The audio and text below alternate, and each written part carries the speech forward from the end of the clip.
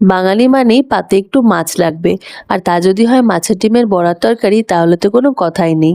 আজকের ভিডিওতে আপনাদের জন্য নিয়ে এসেছি সহজেই ঘরোয়া মশলা দিয়ে তৈরি মাছের ডিমের বড়ার তরকারি। এর জন্য প্রথমে মাছের ডিমগুলোকে ভালো করে ধুয়ে নিয়ে তার মধ্যে পেঁয়াজ আর লঙ্কা কুচি, পরিমাণ মতো লবণ, কিছুটা হলুদ গুঁড়ো, আদা রসুন বাটা আর বেসন দিয়ে ভালো করে সব কিছু মিক্স করে নেবেন।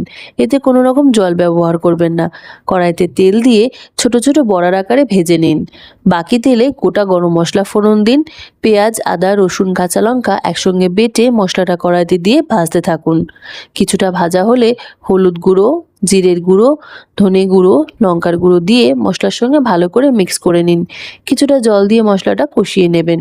মশলাটা ভালো করে কষা হয়ে গেলে পরিমাণ মতো জল দিন, বেশি জল দেবেন না। পরিমাণ মতো লবণ দিন। ঝোল ফুটে গেলে ভেজে রাখা বড়াগুলো কড়াইতে দিয়ে দিন। কিছুক্ষণ ফুটিয়ে নিন। তারপরে গরম মশলা গুঁড়ো দিয়ে ভালো করে নাড়াচাড়া করে নামিয়ে নিলে রেডি মাছের ডিমের বড়ার তরকারি।